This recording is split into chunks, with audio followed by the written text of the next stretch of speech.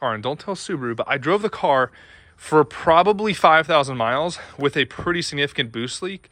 What's up, you guys? Welcome back to WideBody Nation. This is my 13-month, 18,500 mile ownership review of the 2022 VB WRX, obviously from Subaru. This one is modified, I'd say relatively heavily, and we're gonna go over everything from fuel economy from back when I first got it to now when it's tuned, to long trips, to track days. It has been to two autocross / circuit track days, and it's been to the drag strip a few times as well. So we'll speak on that. We'll speak on tires, wheels, brakes, transmission, engine, basic modifications, more your bolt-on stuff, and then tuning options, and in my opinion, kind of the way to go with this car, because there's some different strategies. So appreciate y'all for tuning in. Make sure you hit that subscribe button. This car is just going to slowly build over time.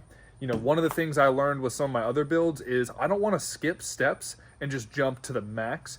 We're gonna nickel and dime our way up with this build, so that you guys and us can see what the best value modifications are for this car. And I'll also explain that a little more in the coming videos and in this video as well. So I am gonna drive in this video, but I'm gonna start off here by just walking around the car and showing you guys kind of what we're working with. So this wheel is in the sun, and so we can talk about the first few things that are really at top of mind. So obviously we're rocking Enkei RPF 1s, OG, strong, light, one of the lighter wheels that you can get for this car. And I strongly recommend you guys change out the stock wheels because they are heavy, and in my opinion they were also ugly, but mainly the problem is that they're heavy. Now these are 17 by 9s. I believe the stock wheel is an 18 by 8, and these 17 by 9s are much lighter, and they're also wider, obviously, with the 9-inch width rather than the 8-inch width. Now, most people, I would recommend that you guys do stick with an 18-inch wheel, probably an 18 by 8.5, 18 by 9, or even an 18 by 9.5. I used to have 18 by 9.5 Titan 7s on here, and I'll put a clip, or I'll put a snip right here, a picture.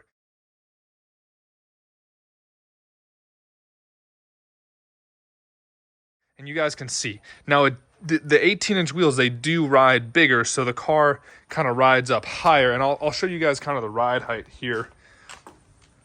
Now, one of the reasons my car rides slightly higher than stock is because I have a 245/45/17 tire on it, that's why you see the massive sidewall. That's also why you see from my track day a lot of wear and tear, let's just say, on the sidewall, because I was messing around with tire pressures. One of the track days was in the rain, so tire pressure was an issue, and then we figured it out on my second track day, which was in October, in this nice fall weather here in Tennessee. So I've had these Michelin Pilot Sport 4S's for almost 15,000 miles, less than 10,000, more than 10,000, but less than 15. And I'll show you kind of how they're wearing right here. Honestly, they don't really show that much signs of wear other than this outside of the tire right here. But guys, keep in mind, this is from over 10,000 miles of use. I believe these tires are only warranted at 30,000, and they barely are showing any signs of use. And you can see they're sticky. Now, obviously, these summer tires are not what you're going to want to go with. And I honestly would have went with a all season if I could do it all over again, so I wouldn't have to change these out, because me driving up to Wisconsin in the winter with these summer tires is going to be problematic. Now, let's talk brakes, because brakes, this car almost doesn't have brakes anymore, and you guys can tell the brake caliper fitment is tight with those 17 by 9s, but it just works. I believe the offset of these wheels is a plus 35, so they're 17 by 9 plus 35. I'll check that and put the specs in the description and the pinned comment. But that 18-inch wheel, as long as it's wide enough, will not give you any brake clearance issues. Brakes, though, these stock pads and rotors are done. I mean, I barely feel like I have any brakes left. There's some, physical They're not bad as far as feeling goes. The rotors might be able to be used again, but if you guys are going to do any type of track day or even just spirited road driving, go to Tail the Dragon, go to, you know, just speed down a farm road and slam on it, I would get yourself some street strip pads and just invest in a good set of brake pads, because I think it's the pads on these. They were good initially when I first got the car, but I mean, whew, it got bad quick. And so now I have to stomp on the brakes even just driving around town. With that being said, I'm going to go ahead and start the car in a second. I have the AWE track. No, sorry. I used to have the track. Now I have the Touring exhaust. And you guys can see AWE right there. And these are the AWE nice tips right here. Almost fell over. Got them tucked in like just right. Nice and tippity tucked. I like the black. It kind of goes along with my black and white scheme. You know, Nomad Auto Works Expel ceramic tint here. We have very nice looking ceramic tint. And that is pretty much it for the outside, guys. I'm going to go ahead and pop the hood. We will talk about modifications. Again, I'm going to start the car. I'm going to drive it, but there's an order to this video. I don't want to have to talk over the, you know, a cold start. Not that it's super loud, but my videos already suck, so might as well not make them even worse. Okay, so the major problem that I indicated in the thumbnail was our ETS top mount intercooler.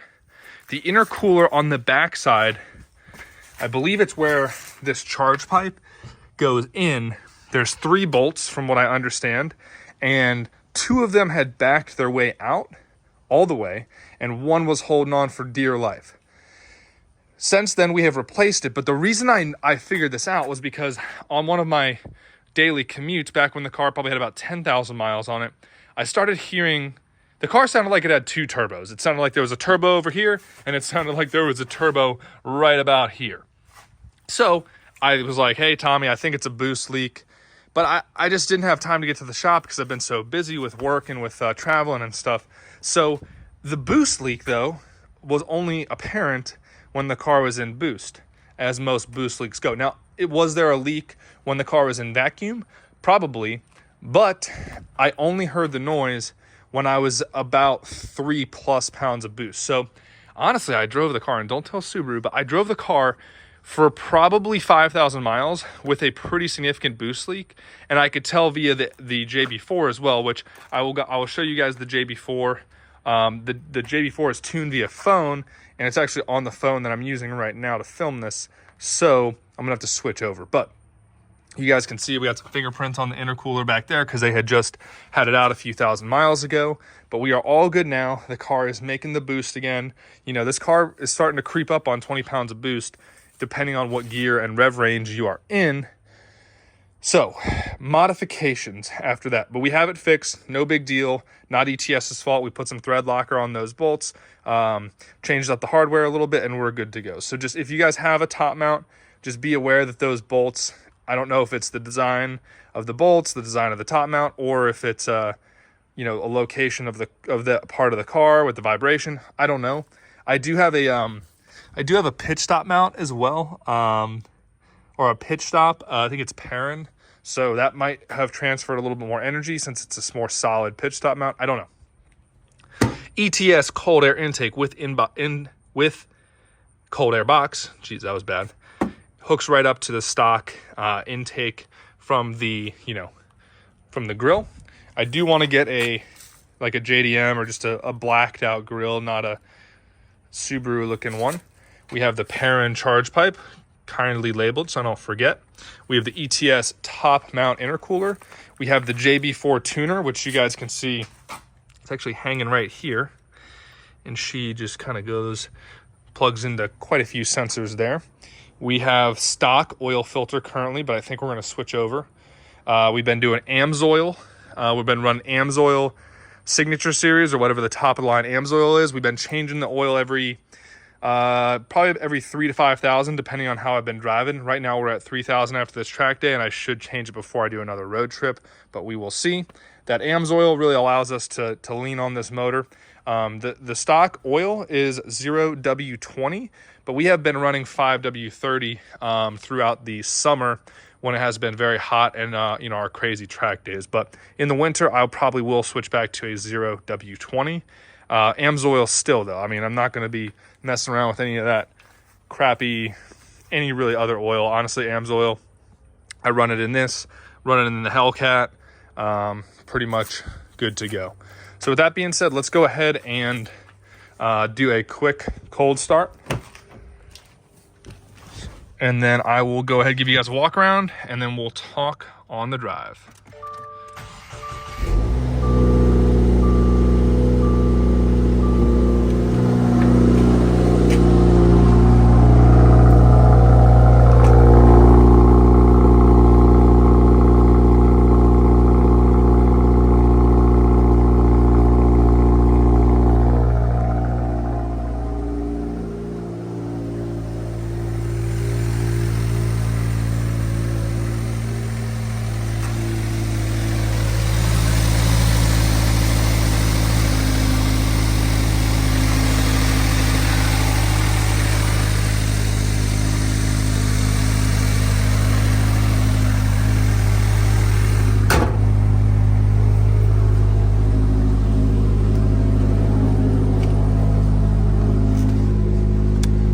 I do like the infotainment here that it shows you the oil temp and the water temp here. I think that that is very helpful. Then you have your additional, you know, screen here and gauges in the dash. So while we're letting the car warm up, I'm going to talk a couple interior things. As you guys may have noticed, I use a back cushion because these seats are good, but they're not very supportive in the lower back region, if we're being honest. As far as MPG goes, on my road trips, I mean, this is combined 5,000 miles, and we're at 18,481 miles.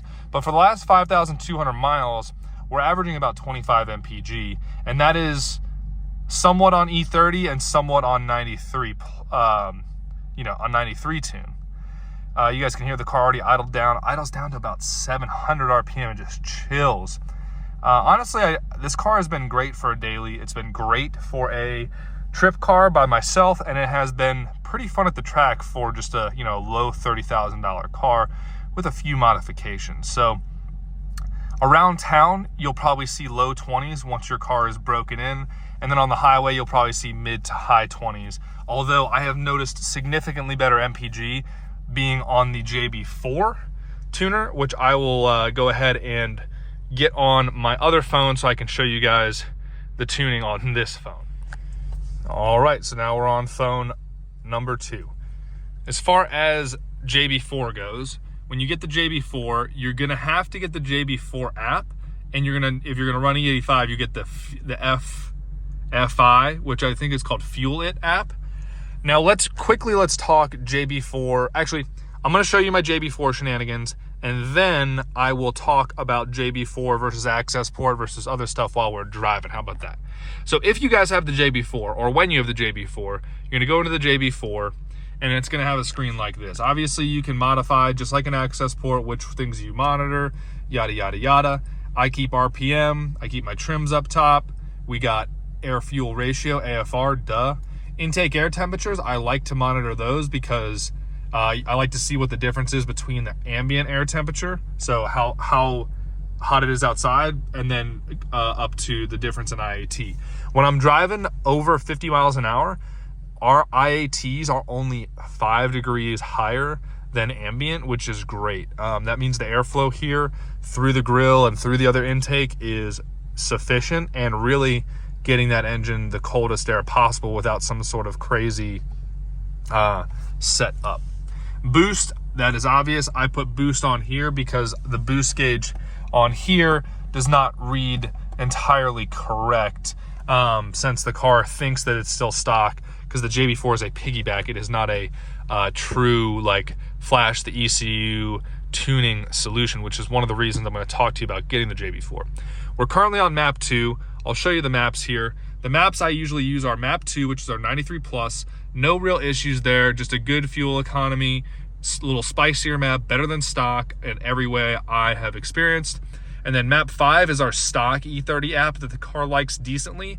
I run this map, E30 plus map 5, if I'm just cruising around town or whatever it may be. And then map 6 is our custom tuning, which is our E30 plus map, but we have way more fuel in this map because that's the one I drive at the racetrack, whether it's drag racing, whether it is circuit track racing, or if I'm just trying to get sporty out on Mexican roads, of course.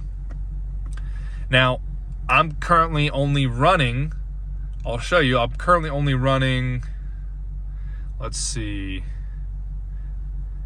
E14, because we had a little bit of E30 left in the tank, and then I filled up on regular, 93. And around here in Tennessee, most 93 that we have around here is between 9 and 11% ethanol, which is about par for the course.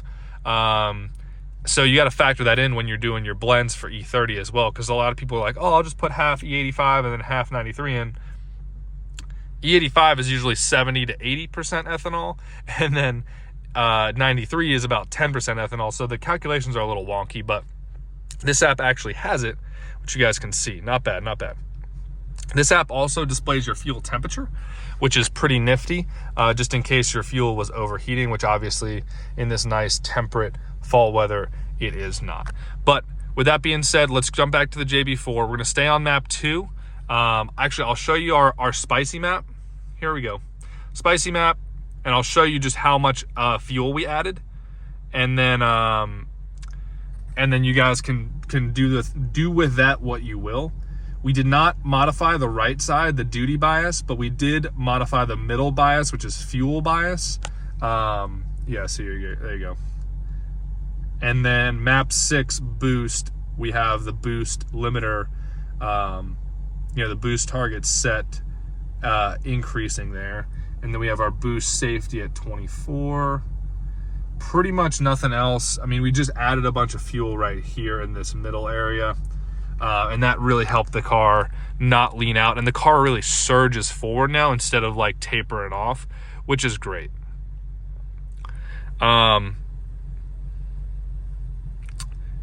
Let's just go ahead and go back.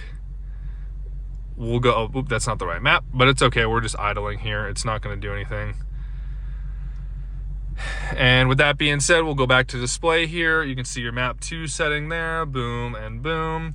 And we are good to go, folks. So with that being said, I'm going to throw you guys up on the GoPro and we're going to head out. So we're going to get a good mix of roads in on this about 15-minute drive here. Plenty of time for us to talk. Everything else I did not hit, or if I only hit it partially in the beginning of the video. So just to kick it off, again, we are driving around in map 2, which is our 93 map. It's a 93, it's called the 93 plus map, which means just like 93 juiced up, a little more fuel, a little higher boost. It is a JB4 off the shelf map, but I found it works pretty well for just your daily commuting needs. And I guess that's one of my points so far that I've learned, having owned Subarus for about a decade now. Everything from hatch STIs, bolt-on to, full bolt-on E85 to partially built 93, blah, blah, blah. Having been in the Subaru community and owned Subarus for a decade, more than half of the whole Subaru reputation of being unreliable or whatever is due to the drivers, and I'm guilty as well, but I feel like I do better these days. So I can confidently say that if you guys get a WRX and a new one, and you guys don't do something super dumb to it, then it'll put up with what you're doing, and it might even put up with something that is more on the dumb side or more on the aggressive side. But if you guys get a WRX and you don't do anything to it, but you drive it like you stole it every single day, and you don't take care of it, even if it's still stock, if you guys do that, it is going to quit on you. Whether that's the clutch, the transmission, the brakes, some little gremlin part that I don't know about, but just do basic maintenance, run a good oil, have a good mechanic. Probably not the Subaru dealership, if we're being honest. There's too many horror stories with just stupid stuff at these dealerships, and kind of is what it is, but let's keep going. And that's, let's talk about the JB4. I think the JB4 is a great option while you are still under warranty, because it's a piggyback, it doesn't flash the ECU, and if you guys do run into an issue, then just take it off real quick and then bring it to the dealership and have them fix whatever you need fixed under warranty. I mean, it's not that complicated, and you're not gaining, I mean, you could gain more power, you will gain more power and more torque and more control with an AccesPort, but it's voiding your warranty, and 9 out of 10 Subaru dealerships are not gonna warranty your motor, your transmission, your whatever if it goes out. So I like the JB4. A lot of people are like, oh, like JB4, blah blah blah. It's been good for me so far, and I know a lot of other people have liked it as well. Some people even do JB4 plus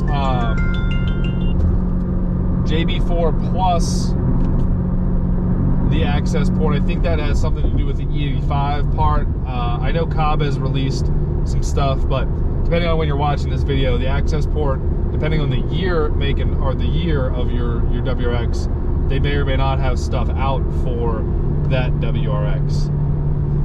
So far, we've been driving about 40 to 60 miles an hour, and you guys can tell, I mean, there's not a ton of noise in the car. It is louder with that exhaust and with the tune. Just the car's running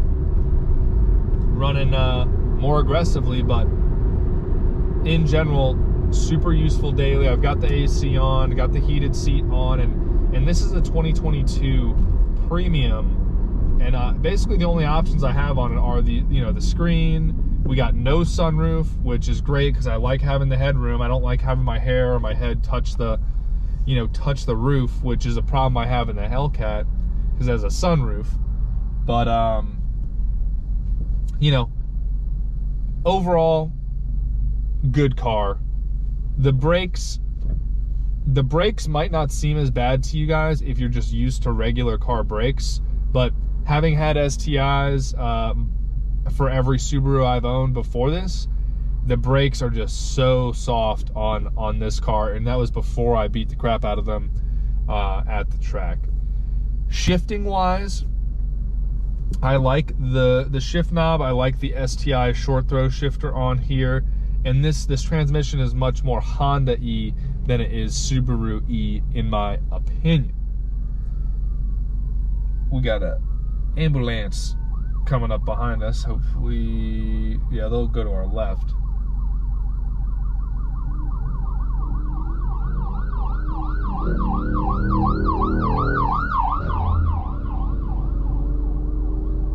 All right, I'll see if I can get on it for you guys so you guys can hear the intake, hear the turbo, all that good and fun stuff.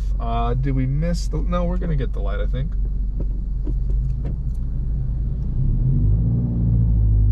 So the clutch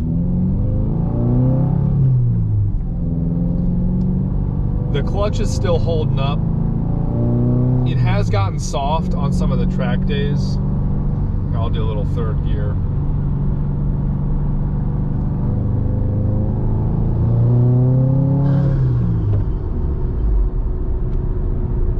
You guys got a little taste there. The E30 map, custom map, is definitely spicier. But right now we got 93 in the tank, so that's what we're rocking. I'd say I drive E30 versus 93 about 50-50. In my opinion, you probably shouldn't run heavy ethanol all the time. You want to go ahead and just purge it with some good 93 from a not crappy gas station, and then you're back to rocking. So let's see if we can get on a hole.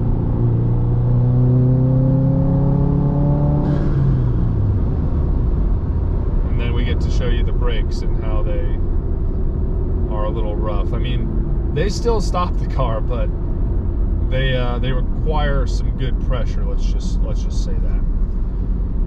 One of the things I love the most about the car, though, is the handling.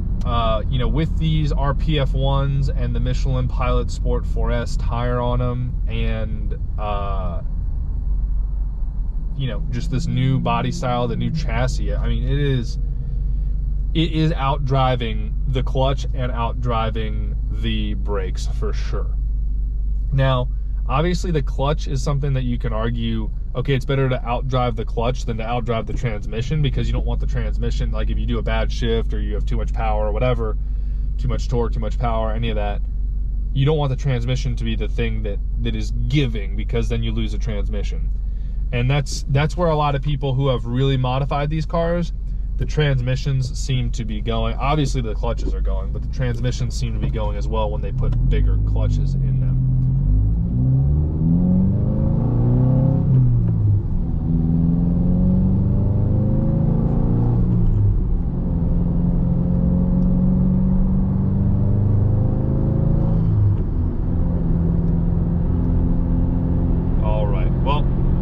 Please let me know what you guys think we should do for brakes. I have a couple ideas as far as pads and rotors go.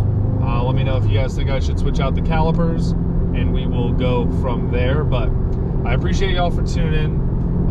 You know, go ahead and check out AWE's exhaust suite if you guys are interested in an exhaust. We are driving about 65 now, so you guys can just hear where the car is at in 6th gear and just chilling kind of on the highway of sorts.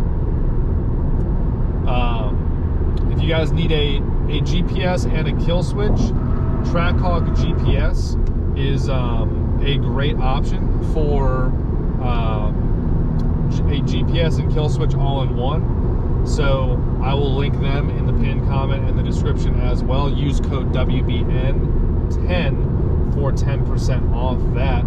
I have that on my Hellcat currently, and I should be going ahead and getting that for this car as well. So to wrap this video up, I just wanted to make it clear what problems or lack thereof I've had with the car. So as far as any catastrophic issues, you know, knock on fake carbon fiber, but we have had no catastrophic issues with the car. I've been doing oil changes frequently, running good oil. We've got basic bolt-ons, putting good fuel in it. We've had small little quirks happen with the car, but I mean, those are mainly for modification and stuff that, because I was aware, because I was monitoring with the boost leak, stuff like that, all stuff that could be managed and even driven on for thousands of miles without any problem, at least so far. You know, we're at 18,500 miles, you know, still under warranty, and that is why I do think the JB4 is a good option for those of you who are skeptical about, you know, voiding your warranty with the AccesPort, because that is a thing that happens.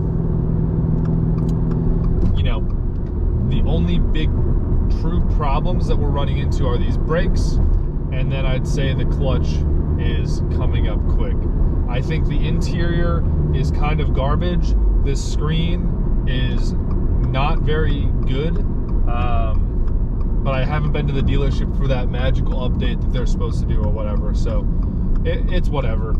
Whoever designed this interior is an idiot and had too much liberty to cut and draw and make all these voids, and it's kind of a garbage interior. But for what it is, this car, if you guys get this car for in the low 30s or even the high 20s as far as $1,000 go, like, you know, $32,000, $33,000 for a premium, I think you have a great daily. And honestly, in the world today where cars are so expensive, I think for an all-wheel drive daily that gets, you know, 25 mpg combined right now,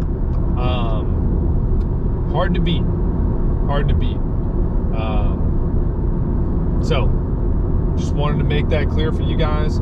Let me know what you guys think about this car. You know, the way I'm doing the visual part of it is kind of that semi-off-roady, semi-rally, like Crosstrek RAV4 looking car. I'm not going for the super stand, super slam, fender flare, work sweet. Like, just, I don't understand why you would do that necessarily on these cars, but whatever. To each their own. So appreciate y'all for tuning in. Hope you got something out of this video. I got a little pre-workout burp there. Stay safe out there, and I will see you guys in the next video.